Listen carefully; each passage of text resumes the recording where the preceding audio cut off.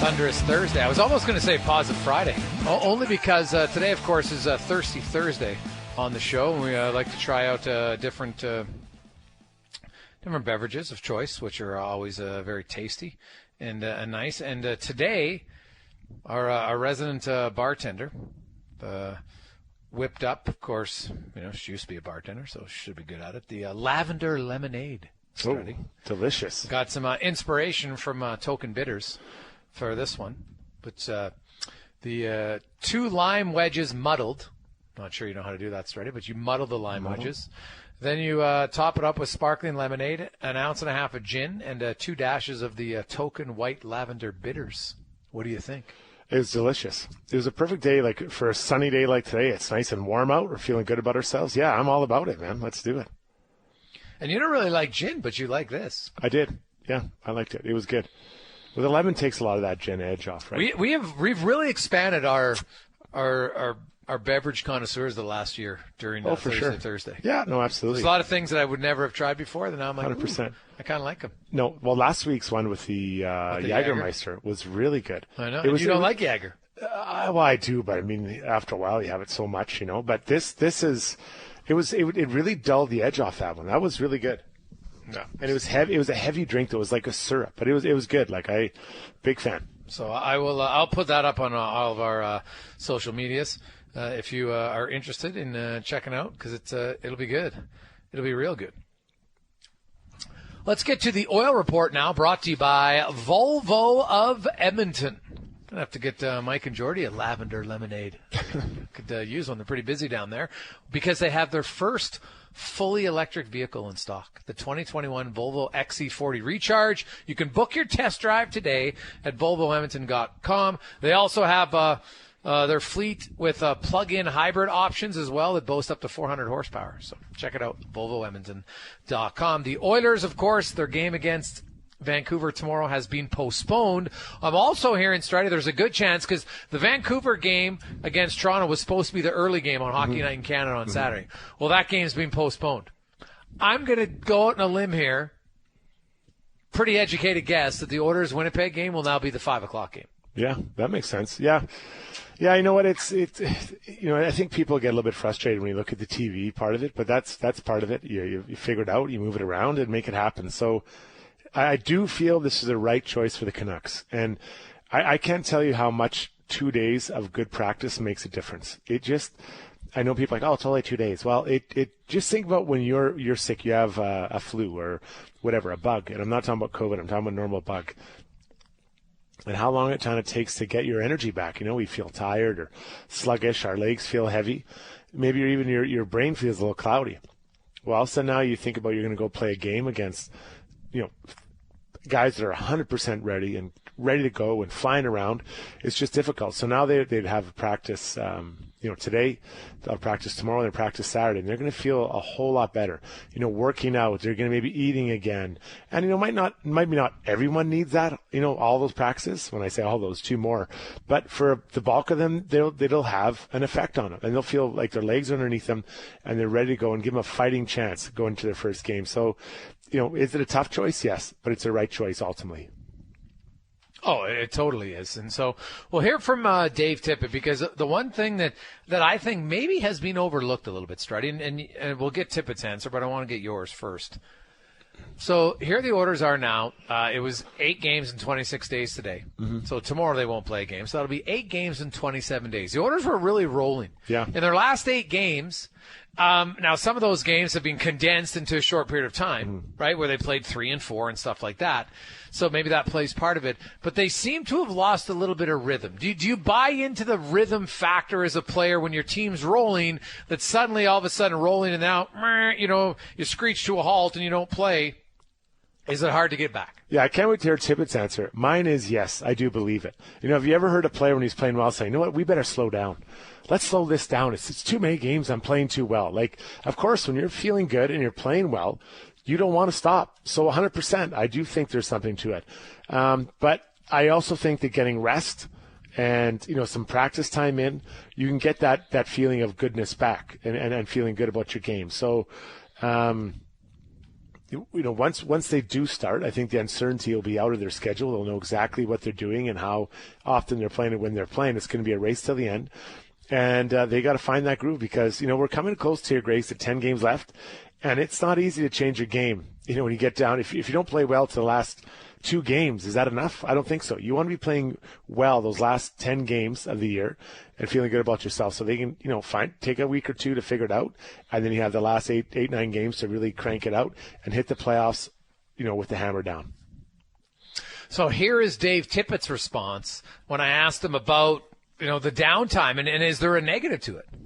Well, you hope not. You try to prepare and use the time, the best you can. Like I think we've had a couple good practices this week, which we really needed, but it seems like we've been a little feast or famine kind of thing. So, it'll be good to get back playing, get in a rhythm of playing. Like you say, I think over our last 14 games, if the schedule stays the way it is allows us to do that. So you have to take the rest when you can. And, coming out of those games last weekend, our players needed some rest. So, but now it would be good to get back and playing and get in that rhythm like you're talking about.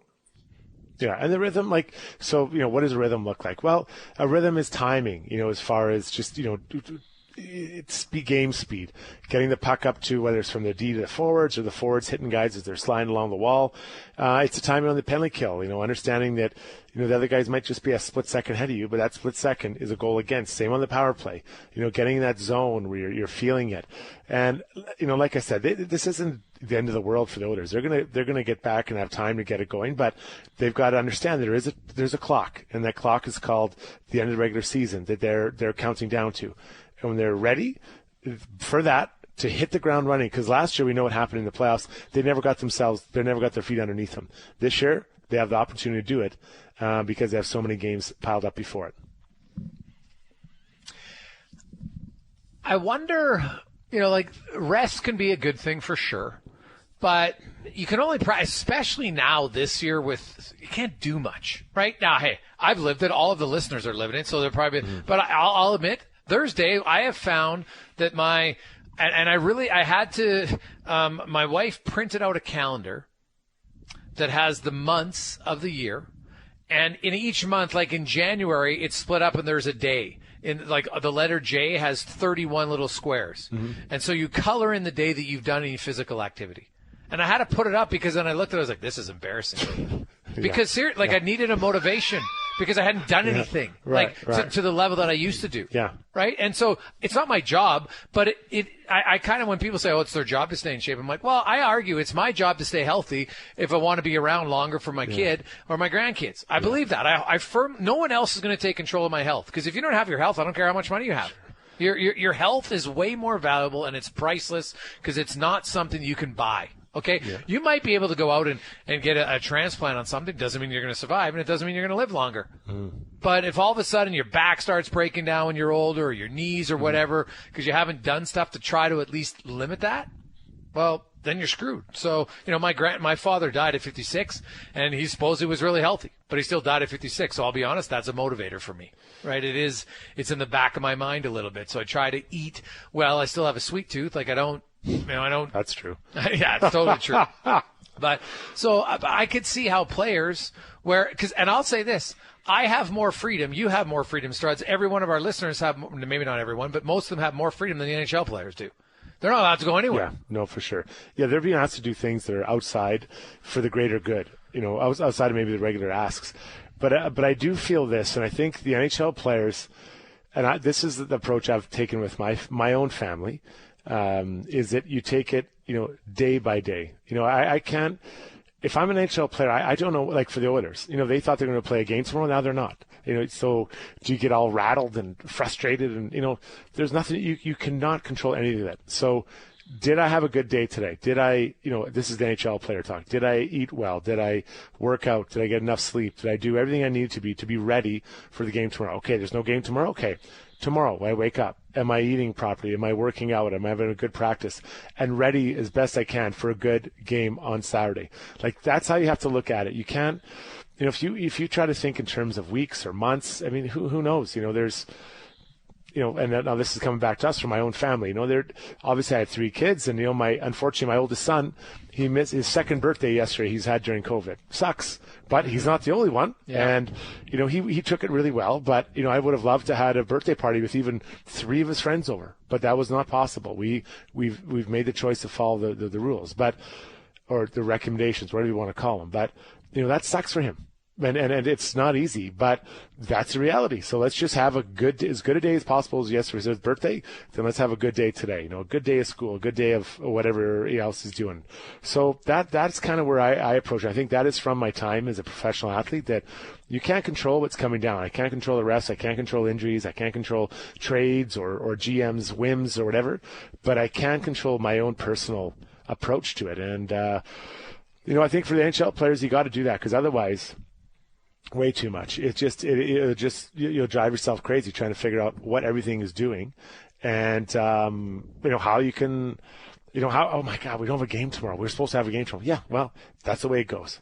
Yeah, that's true. I also want to get to Trevor Lawrence, because I'm going to tell you, I am rooting harder now for Trevor Lawrence after I read his article in Sports Illustrated than I have for an athlete in a long time. There were so many things he said in there that were just fantastic in how he strives for it. We're going to get to that a little bit later on, Struddy. I don't know if you've read it or not. I haven't seen it. I'll take a look. This is what he said, because here's one of his quotes. It's hard to explain because I want people to know I'm passionate about what I do, and it's really important to me. But I don't have this huge chip on my shoulder that everyone's out to get me, and I'm trying to prove everybody wrong. I just don't have that. I can't manufacture it. I don't want to. There's also more in life than playing football. And I think people mistake that for being a competitor. I think that's unhealthy to a certain extent. You always think you've got to prove somebody wrong. You got to do more. You've got to be better. And then his fiance adds, and that usually only leads to sadness, like striving for something new or better. And I am totally, you can want a goal, but want it for yourself. You don't want to be, well, you know what? So-and-so online said this, or some coach. Now, if you want to use that as motivation for you, that's great. But that's you're using negativity to motivate you. And if you only use negativity to motivate you, what happens when no one says anything bad about you? Or is that, or you're going to well, no one will ever do that, so I'm always going to be motivated by negativity. I thought it was profound that for him, he motivates himself. I'm highly competitive, but I don't have to worry because some guy on the NFL Network is going to say that I've got to be this. Sure. I really liked it. It Different was approach. For a young guy who's 20. He just seems mature. I'm not saying he's going to have success. It's a hard position to have success. There's lots of top guys who've never had success. But I don't think it means you're not competitive because you don't run around and be like, oh yeah, well this guy said this back in junior high and that's what I'm going to be motivated. Maybe that works for you. I just don't think that can last forever. Michael Jordan style. Yeah, that was Jordan. Hey, it worked for him, right? But Jordan said he needed that fuel. But I think at times we also overblow that too, right? Not every, Jordan, some games he found it, but not every game. There's games where Jordan had nothing wrong. No one was mad at him. He still dropped 40 points for fun. Right. But I think it was the ones where you had to find something because there's some nights you don't have any motivation. Exactly. So some games he did it. Stir it up. What did you say to me? Then you go and rattle off 30 points. Football is different because you only play once a week. Yeah. Right? So I think that probably it. Where in basketball, you're playing 3-4 times a week, right? And sometimes you're just like, oh, geez, we're going to Charlotte. In football, every game does have a higher meaning because you only have 16 of them. Yeah. Right? Where in basketball, you can have a bad night as a star player and score 20 and lose, and your team's still making the playoffs. Right. Where in football, it's a little bit different. So it was just interesting. I highly recommend reading that story about Trevor Lawrence at SI.com. That was the Oil Report, who are not playing the Canucks tomorrow. But they are playing the Jets. The Jets will be playing their third game in 4 nights. The Oilers are playing their first game in a week. So I guess fatigue won't be a factor for the Edmonton Oilers on this one. And I wonder how they'll reschedule that game against Vancouver. I'm guessing maybe in May and maybe have it only one trip to Vancouver instead of 2. Because they were supposed to go to one game in Vancouver that game and then another one in May. Maybe they'll do them both at once. That was brought to you by Volvo of Edmonton. Go to VolvoEdmonton.com where you can finance your new Volvo with interest rates starting at 0%. The award-winning Volvo XC40 is also in stock at VolvoEdmonton.com. 4:25, Gregor Strudwick, Connor Halley with you on a lovely Thursday afternoon. As we get to the Rashog Report, brought to you by Local Waste Services. When you need recycling and waste services, think local. Just like our show, no BS. They focus on real relationships. Localwaste.ca. Ryan Rashog, from TSN joins us. And Schauger, once again, the Edmonton Oilers, a team that hasn't had a positive COVID test amongst their players, has another game postponed due to the opposition. And it's understandable why they postponed this game again to the Vancouver Canucks. So the Oilers won't have to go back-to-back from Vancouver to Winnipeg. They will play the Jets and might even play them a little bit earlier on Saturday. Yeah, I mean, not having to go back-to-back from Vancouver to Winnipeg will be helpful for them. I don't know what's going to happen with these games that they're missing or where they get made up or how it's all going to work, but I guess you just put that worry off for another day and don't stress about it. Take the rest where you can get it. The good news is they got an answer before they got on a flight this afternoon, so that's good. And now another day of practice, another day of prep, and getting set for Winnipeg. So, yeah, I think, I'm listening to the availabilities, and the players are being asked lots of questions about it. I'm sure they're frustrated, but they're doing and saying the right things. They're not putting blame on anybody. They're just saying we got to roll with it like everybody, and that's what you have to be saying right now. So good on them, and they'll take the rest and hit Winnipeg fresh. Yeah, there's really nothing to do, and I just talked about earlier. Like it's day by day, Schauger. Like you can't do anything about it. So for the Edmonton Oilers, when you're looking at it, is there a player you think that could really use or needed a little bit of space or a little time? Outside of an injured guy like Nuge. Yeah, good question. What's the status in the situation with James Neal? It seems like the more rest he gets and time for recovery from whatever he was banged up from, maybe it helps him. Maybe he can come back and and have his high end ready to go. So maybe it benefits a player like that. I don't think so, Strutty. Like it's these long stretches are a little bit too much. I think guys would prefer to be rolling games through, right? So. Outside of letting injured guys rest, bumps and bruises, if guys are banged up, it probably benefits everybody a little bit. But I don't know if anybody specifically was needing time, time between games. Yeah. Like, Caleb Jones needed to get into a couple of games before Kulikov gets here to try and get some footing. You know what I mean? He probably might not get as much of that now if he's going to get into any of these games. So, we'll see. Schauger, last night Montreal lays an absolute egg against the Flames, and weird. Yeah, it is, and this is not an anti-Flame or anything like that. But it was a really tough night, and now the Flames, they wake up this morning like, geez, guys, we're only 4 points behind, and they play them again. So they could actually be in a really good position here after tomorrow. So is this the spark maybe that the Flames needed or could use underneath Daryl Sutter to say, man, we're actually not out of this thing? Yeah, I don't think they need to consider themselves out of it. They've played 43 games, or 4 points out. They've still got a game to play, the team they're chasing. Now, Montreal has games in hand. But look, the Oilers are going to view this as an opportunity to put Montreal, out of the rearview mirror. They're close to now, but if Montreal wins both games against Edmonton, say, that's a big swing, a big swing. So Edmonton is going to look at it as an opportunity to put Montreal in the rearview mirror. So they're not going to have an easy out against Edmonton, right? So if Montreal drops a couple and Calgary keeps rolling along here, they've got a few in a row here, I think. 3 straight wins. Yeah, it could be good for them. I get such a kick out of Daryl Sutter, though. He was asked a question about the confidence of his team, and he's like, yeah, confidence isn't a problem. Our problem is trying to play at the same speed as the rest of the league. He's just not happy with his overall team speed, and he just keeps griping on it. He's like, it's like he showed up, and he's trying to clean up the mess, looking at Brad Treliving and going, what the hell did you put such a slow team together for? Yeah, it is pretty interesting. But I look at the Flames they're better than they've shown. I really do feel that. And Daryl can call them slow or whatever, but they should be should be right around or better than where they're at now. And I'm blown away. And can Markstrom get himself win a few games for them, and all of a sudden they're back in this fight? Because I think what the NHL doesn't want is just a clear 4 in the North, and then you kind of get disinterested because after that, it's just a matter of who plays who in the playoffs. Yeah. Well, the interesting move too with Calgary at the deadline, did they have to trade Sam Bennett? Like, was that a must move? Do you think? Well, I think of the return. I don't know how you can't. You know what I mean? Like if someone said that like a second rounder than a known asset in the player, the European player, I can't thin him in or thinning in, whatever his name is. Mm-hmm. You know what you're getting, and you obviously must have scouted him. So I mean, those are two pretty good things. I mean, I don't know. Did you not like the return? Well, it's not that I didn't like the return, but you know what I really, really liked? I really liked Sam Bennett in the playoffs last year.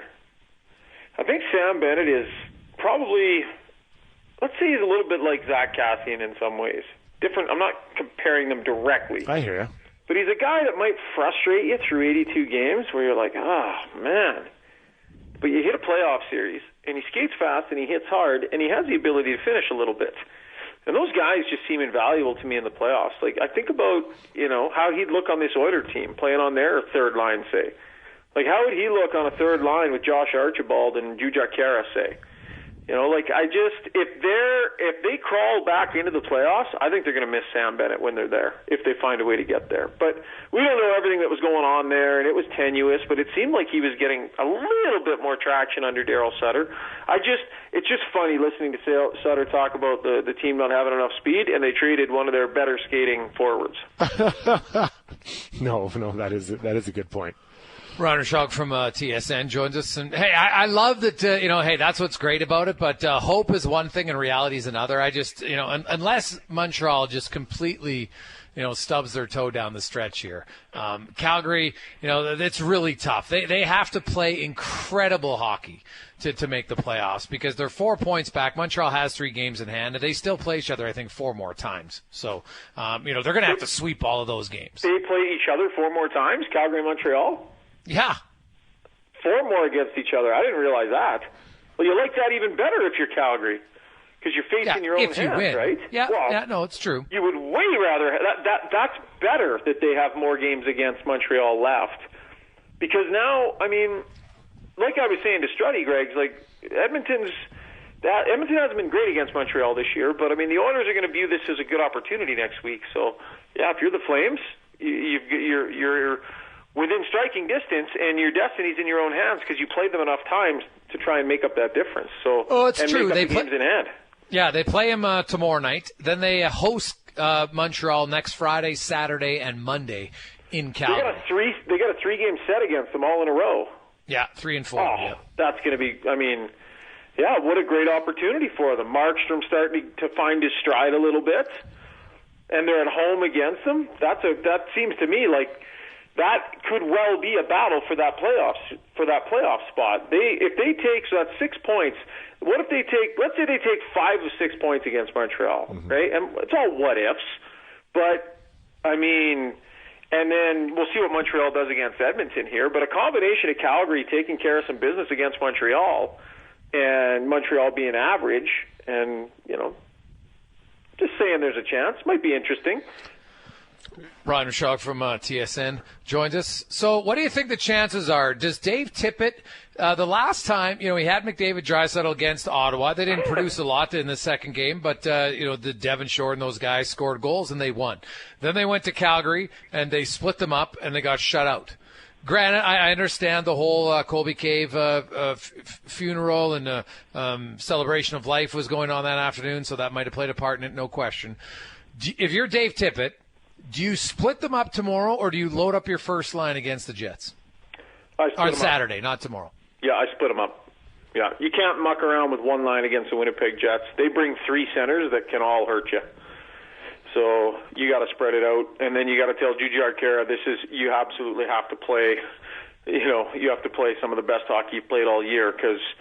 Like that 1-2-3 down the middle for the Jets, and with Lowry doing, when he does what he can do, I just don't know how you load up one line against these guys. They come at you with too much. So yeah, I split them up and challenge everybody. What did you guys say? Oh, you got to split them up. There's no doubt. It's not even. It's like they're too deep. You go 3 centers deep there, and Greg's feels pretty good about that matchup with Lowry and Jujhar, but I think in 7 I'll still tip the hat to Lowry, the big man, for what he can do. Just a longer track record, right? So I've said it, like, I know the Oilers have a winning record against Winnipeg.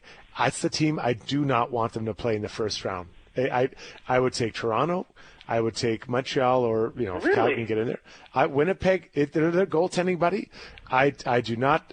He's too good. They're 3 lines deep, as you mentioned. Their 4th line hustles. We already discussed it. I think they made a huge mistake not bringing another D-man, but whatever. That's neither here nor there. It's water under the bridge. But that is a team I do not want the Oilers to play in the playoffs. Well, that's who they're going to play, it looks like. I know. I don't like that matchup of the 3. Even How do you see it, well against them this year. Even though I know the record, I know all of that, but I do not like. So if you just go through the Oilers, let's just go goalie to goalie. Who are you going to take? And Mike Smith's playing great. Yeah, you take their guy for sure. And over 7 games, he's gonna tilt you. The defense, I think he might give a slight nod to the Oilers, but it's not like they're overwhelming. And then up front, they have 12 deeper forwards than the Oilers do. And I just think it's tough. I think Lowry will take on either. I'd probably put Lowry against the big guy, Leon, and then that frees up one of the other 2 centermen to do what they want to do. So I do not like this matchup, guys. Tough spot. What do you don't see it that way, Shagar? You don't mind that matchup? I do. Look, they played them well this year. I think that I wonder what McDavid and Scheifele's numbers look like head to head, like how they compare. I feel like McDavid, like they're close too, they're buddies. I feel like McDavid plays well against Scheifele. I don't know if the numbers back that up or not, but I feel like that's the sense I've gotten, and certainly he has this year. I agree. I mean, that's why. I've pointed to Adam Lowry multiple times this season as a reason why the Oilers need to have Jujak Kerr as a 4th line center and to shore themselves up in the 3rd line spot, because you run into a team like that and you're going to be in trouble. So for sure, it's not a great matchup 3 down the middle for them. But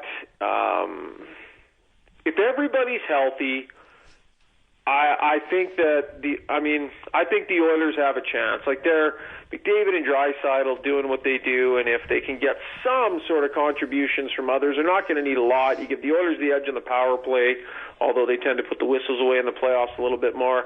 I think it'd be a great series. I'd love to see it. So I don't care if they win or lose. I would love to see the hockey. Bring it on. That'd be good. That'd be a good series. Oh, absolutely. And like, again, listen, I'm not saying they're overwhelming with favorites, but I don't know why. I feel like they can do better against Toronto and Montreal. Even though they've beaten Winnipeg more this year and gotten schooled by Toronto and Montreal all year. Yeah, and maybe I just given too much respect to Winnipeg, and then that's very possible. Very emotional today, Shagar. You okay, buddy? You want to talk about it? Everything okay? Yeah, I'm good. Yeah, I'm just kidding. Yeah, well, the next 3 games might give us a little insight on how it's going. Like, it's 4-2. They've all basically been 1-goal games between the Oilers and the Jets so far. And the one thing Winnipeg does is they play a little bit more run and gun. And that feeds into how Edmonton plays. Edmonton is better. Their goals against have improved a lot, but they're still not a dominant team defensively for sure. Shagar, we will chat with you tomorrow, and we'll actually preview a game because the Oilers will be playing the Jets for sure on Saturday. All right. Sounds good, guys. That's the Shagar Report brought to you by Local Waste Services. Need some trash? Some recycling, maybe not enjoying the company you have? Well, go with a local one that helps out you and the entire community as they donate 5% of their profits back into community initiatives where they operate in the Edmonton area. Pretty cool. Check them out, localwaste.ca. Man, I'm just looking outside. I'm just getting excited. I keep wanting to say Positive Friday because it feels so positive. Just a beautiful day outside. Hopefully you're getting out walking. Started a new tradition with my little guy. We walk for a kilometer on Tuesday and Thursday mornings. Nice. Just talk. It's very fun conversations with a 7-year-old when there's just the two of you. Early morning, he was like, Dad, it's so quiet out here. So he gets up early. I'm like, got to kill the time. So now we walk on Tuesday and Thursdays. Oh, there's so much time. My kids get up early at 6 o'clock. There's so much time before school. Yeah, no. Thankfully, he's like a 6:30 to 6:45 riser. There's so much to do. We go outside and play at the dog, but man, there's a lot. There's a lot going on. When he sleeps until 7, it's a dream. It's a dream. He loves it. So do I. Let's get to 5 questions brought to you by The Brick. They are making saving easier than ever, so you can get what you need now with contactless pickup or delivery. The Brick, saving you more. It's time for 5 questions on the Jason Gregor Show. All right, guys, I know you kind of astroshog this question, but I'm going to ask you a two-parter. With the extra day off, which Oiler benefits the most, and when do you think this game gets made up, Oilers-Canucks? Well, I'll say Nugent Hopkins benefits the most because now he's probably not going to miss a game, because if they're going to reschedule this in like around the May 6th time where they play in Vancouver, he should be back by then. So I'll say Nugent Hopkins. Yeah, that makes a lot of sense. And I don't think that a little extra time off for the big guys, not Nuge. Well, Nuge up to a point, but Draisaitl and McDavid, just get them fresh, right? Just get them fresh, and I'd really like to think that everyone's using this time to get sharp and work out a bit. It just does. You just feel everyone feels better when you lift a little weights, right? Like just to get on that program. So I think those two guys will benefit. You're telling me, Struds. TSN 1260 poll question: who would you have on the left with RNH and Yamamoto? Neil, Ennis, Nygaard, Cahoon. Well, assuming everyone's up and running, as Dave Tip would say. How is Nygaard even an option? Like, let's be real, people. That's a hard one. I would like to get Neil in there. I think they need something, a little different look there. That line hasn't done a ton. So I would like to see Neil, assuming he's good to go. Well, for now, I would actually throw Zach Kassin over there. You can't go in unless you want to go into the playoffs in a gunfight with a dull butter knife, because you've got 3 guys who are $180 and under on one line. Like, it's just not going to work. I'm sorry. Like, size matters in the postseason when skill is even. And other teams have skill in their top 6, but they don't have 3 guys, because it's not just height. It's height and size and weight and the style that they play. None of those guys are ferocious physical players. Like, you need a mixture. So that, like, Ennis, Nygaard, Cahoon, none of them can play with Yamamoto. To me, I don't believe in the playoffs in the same line. I think that's just a recipe for losing. Raphael Lavoie has been crushing it with the Condors as of late. 3 goals in his last 4 games. He also had 45 points in 51 games playing over in Sweden this year. Still only 20 years old, but what do you guys think his role is with the Oilers in the future? Dude, I'm a huge Lavoie fan because, number one, he's ultra competitive. Like, he is feisty, he's fiery, he's a big body. He's a big body who's got some skill. Like, he can shoot the pill. And I don't care if he's fleet of foot. He doesn't need to be fleet of foot on this team. There's lots of guys who are fast in their top 6. He's fast enough. He gets around. I look at Raphael Lavoie moving forward. I think Raphael Lavoie is a guy who down the road is going to get if he continues to progress, will get a long look in your top 6, because he's exactly what they don't have. He's a big body with skill. And you've got Jesse Puljujärvi, who I think, I'm not sure how good of a goal scorer he's going to be. He's got a really good shot. But, puck handling skills, all that stuff. Like, Raphael Lavoie, I've liked everything about him. Now, he's a right winger, though, right? And that's the thing. So you have him, Puljujärvi, and Yamamoto. That's good news. But I've heard that Lavoie can play the left side. Mm-hmm. And if he can, Struddy, man, he brings you a lot of what you want as a big scorer. Like, he's 6'3". Like, he's already 210. And could play maybe close to 215 by the time he's 23 or 24. I think there's big upside on this kid. So let's say that in the offseason, Dave Tippett calls Lavoie and said, have you ever played the left wing? My answer, if I'm him, is, oh, yeah, I have. And I go home and I practice playing on the left wing all summer. Like, because you know what that tells me? They're looking for a left winger for those 2 big guys. Yeah, you know what? I'd actually play left-handed to play with those guys. Like, that is the type of thing you have to figure out. Now, is it ideal? No, but to play with those guys, you can get so many opportunities. So I keep bringing up some of the youth that's coming for this team. And you're going to start feeling some of the holes the Oilers have internally. And then it's not such a huge job to fill the rest of them. And for that, you have to be patient. I get it, Edmonton. We haven't won in a long time. I get all that. But, Lavoie's coming. Can you see him play some games for the Oilers next year? Yeah, I think I could. Could you see Dylan Holloway play some games for the Oilers next year? Yes. Could I see Bouchard playing some games? Yes. Could I see Ryan McLeod? Yes. Could I see maybe Broberg playing some games? When I say some games, it's some action. That's 5 players. It's not unrealistic to say could play some games for the Oilers upcoming. So, and it's a huge thing. You just hang in there a little bit longer. And the help is coming, the size. Greg talks about the speed. And just to back up your point about the size on the line, it's not just about them being physical. It's about taking up space and taking away passing lanes. Like as a D-man, when I was playing against a smaller guy, I was like, okay, that's good. I have more room to make plays. But when you have a long guy with long levers and he's forechecking you, it's just less space. So a really good point by you, Griggs. Question 4, we had Rod Peterson on the show today discussing the CFL, who of course had their global draft. Do we see CFL football this season, and if so, do you think it'll be a full season? Zero chance of a full season, but I think you're going to see an abbreviated one. We're going to think about this. Here we are. It's April 15th. By the time we get to August, how many people are going to have vaccinations? Right, it's lots. So and it's going to be outdoor venues. I think there's a very good chance you could see a 9-game season starting, like late August, early September. Yeah, I think you're right. I think it's going to be hard to get that full year in. But you gotta get it going. There has to be something going, and to get some excitement, saying this is what we're hoping to do. And I know they're trying to figure their season out. But I do hope that they do it, because I love, I don't go every game, but I can tell you I'll be going to more games this year, getting outside and big bag of popcorn because I can't have peanuts with the kids and my wife if she wants to come. Final question for you guys. Seth Rogen, Canadian actor, filmmaker, all that stuff, turns 39 today. Favorite movie of his, and do you have a favorite character specifically? Yeah, I like this guy.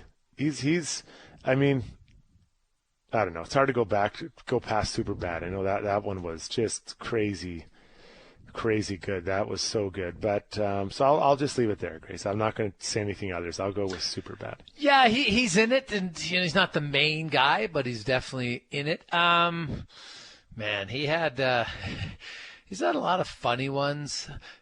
I'm probably, if I have to go with his main one, I'll go Pineapple Express. Yeah, I don't think I've ever seen that one. It was pretty funny, actually. If I'm being completely honest. Well, Connor, what about you, buddy? Did we not watch Pineapple Express in movie time or 1260 movie watch? Struds obviously did. Liar. What didn't leave me? Did I? Well, let me take a look. Hold on. One of my favorite Struds. I know I nominated it, and I think it won. But you and I watched it, Connor, but somebody pretended to watch it. I don't think I did. Did I really? Yes. Hold on. Let me get a good look at this thing. I thought I was pretty diligent. Indeed, he was the basically he's like a pot smoking like process server guy, right? And he had his drug dealer. No, I don't James think Franco. I saw Well, yes. Something must have come up. Danny McBride's in it. I was pretty busy on that one particular evening. No, jeez. But no. You fooled us. Pineapple Express is pretty funny. Well, I don't know. I thought I did. So okay. Now that you're past berating me, Knocked Up. Is that your favorite one, Connor? Oh no, Pineapple Express. Neighbors. 40-Year-Old Virgin's good. Knocked Up's good. Have you guys seen This Is the End, where they all kind of just play themselves?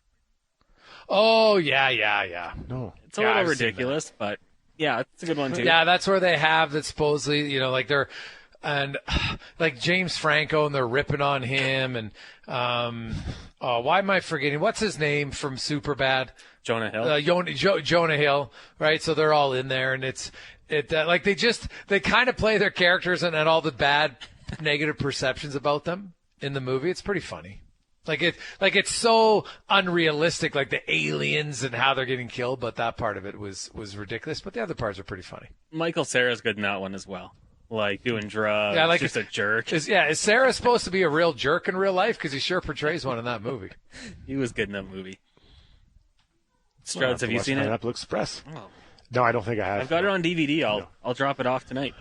Oh, a DVD. Actually, I was dusting off the old DVD in the basement the other day. Honestly, when's the last time either one of you have used a DVD player? It's been a while. Long time. Like I still have my my computer that I can play them on, only because there's a few special, and I'll never get rid of it because I want to keep something that I can play a DVD on, because there's a lot of things that got made for many years, 100%. And I'm like, now I know that I could get it transferred over to a little stick, but I don't know how to do that. I still have a VCR that I can plug in to watch some stuff. Some of your old junior games. Yeah, let's be honest, that's the only thing I have. No, I've got the video. I've got a few. The video of me running over the cat, Felix the cat, pot fan. Remember when I ran him over in practice? The skills competition. Someone has put a fight compilation. I haven't looked at that in a long time. I don't know where that is, but I know it's down there somewhere. My mom and dad taped quite a few games. They were pretty diligent, so we'll put it on. Did Wayner go back and watched it the second time after he recorded it? I thought we might have to get Wayner on for story time just to hear. Yeah. That would be great. Actually, I think that would be golden. Let's find out why he didn't spend more money on me on power skating lessons like they did my cousins. Why? Well, I don't think your parents spent any money on your cousin's power skating. Your aunt and uncle might have. No, but they spent it like they. Did they spend a lot on Scott's power skating? I was destined to be always third wheel, right? But did they spend a lot on Scott, or was he just a natural good skater? Well, I think they spent a lot of time skating. I mean, they'd go to a lot of hockey schools. I'd go to one. They'd go to quite a few. Well, why don't we do the same thing? We could have been. Because you're not. It could be. Do you parent your children the exact same way that your sister parents hers? No, but there's some things. But you just think we could have a 3-time Hall of Famer on this show rather than just a 2-time Hall of Famer. Well, I think there's only a 1-time Hall of Famer. Well, I'm in the hockey. What's that? British Columbia Hockey Hall of Fame 2 times. Mm-hmm. So it'd be a 3rd time. Are you though? Really? Well, I am. My name is your name, the team's name. Well, I think they list all the players. Because remember when we Connor, we have the tape of this. I don't know. We don't want to relive it. We have the tape. Oh, Jimmy, he's such a card. That guy at the front desk. That was still one of my greatest. Oh, that was awesome. Although, jeez, it's still hurtful. Well, actually, getting the doctor on was pretty good. Yeah, what was her name again? Dr. Kathleen McGee. Yeah, Kathleen McGee. Yeah, geez, that was fired me up with your chapstick addiction. Yeah, that was up there. I think. And getting Kendra, are you kidding me? To me, man, I think I could retire after the last year of interviews that I booked. Yeah, those were set good. up. I'd be like, I'm going out on a high. Yeah, no, those were really good. The Kendra one was. I still can't. Kendra one was great. People still mention. The truth was so good. I don't even see anybody. Because people still bring it up. It still bothers you that she had no clue what you did after. That was the greatest part. I still don't believe that. I'd like to get her on a lie detector test. Get her in there. Oh, that was awesome. Let's get to Connor Halley SportsCenter update, brought to you by Edmonton Kubota, where right now, stop in, you can get a BX80 compact tractor. It's great for your acreage, your farm, or your commercial site. Only at EdmontonKubota.com.